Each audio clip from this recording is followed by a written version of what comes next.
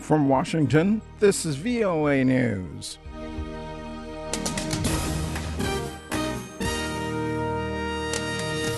Turkish police dispersed demonstrators in Istanbul's Taksim Square, and the U.S. files extradition papers on Edward Snowden from Hong Kong. I'm Vincent Bruce reporting from Washington. In Turkey, protesters threw carnations at police who turned water cannon on the demonstrators in Istanbul's Taksim Square. Turkish police dispersed the thousands, saying they were in defiance of a government order. Many of the protesters said they came out to pay respect to 4 people killed in the almost month-long protests. Taksim Square has been the scene of anti-government protests for most of June, and Prime Minister Recep Tayyip Erdogan has threatened to use the army to disperse the demonstrators. The White House says the U.S. government has asked Hong Kong to extradite Edward Snowden, the former government contractor facing espionage charges for exposing secret U.S. surveillance programs. National Security Advisor Tom Donilon, speaking to CBS Radio, cited an extradition treaty and historically good diplomatic ties with the semi-autonomous Chinese city. Earlier Saturday, a senior administration official warned that any failure on the part of Hong Kong to act on the U.S. request will quote-unquote, complicate our bilateral relations.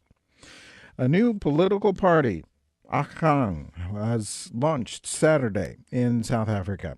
It means to build in the Sotho language, and its leader plans to challenge Nelson Mandela's ANC party.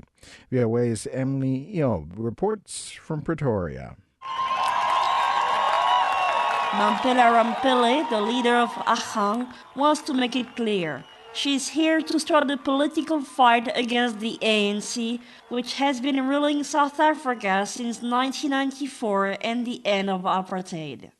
Rampile articulates her program around reducing poverty, improving the education system, and also tackles corruption. Corruption is a culture of impunity that has spread throughout government and society.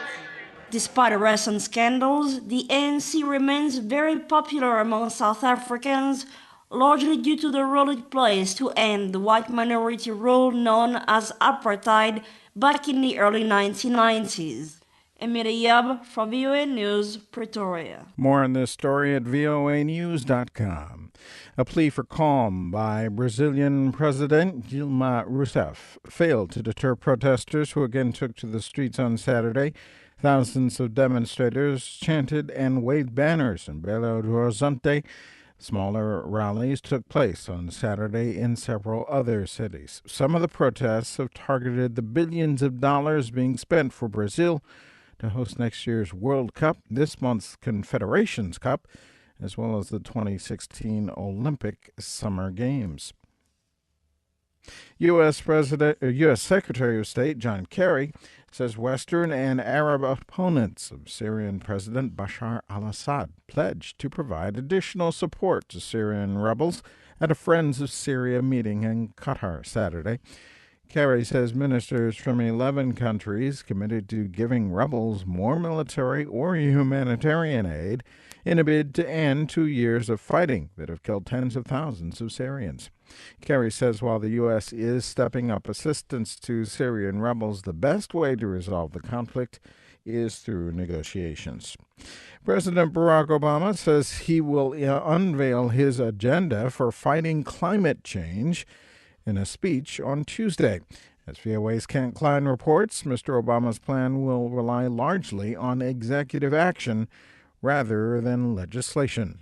Mr. Obama announced his plans in a web video posted online on Saturday. This Tuesday at Georgetown University, I'll lay out my vision for where I believe we need to go. Mr. Obama has not revealed details of his plan. White House officials have suggested they will include encouraging renewable energy and energy-efficient appliances and buildings. There's no single step that can reverse the effects of climate change. But when it comes to the world we leave our children, we owe it to them to do what we can. Environmental legislation has encountered stiff opposition in Congress. So the president is expected to propose a series of executive actions. Many of them are likely to be carried out by the Energy Department and the Environmental Protection Agency. Kent Klein, VOA News, Washington.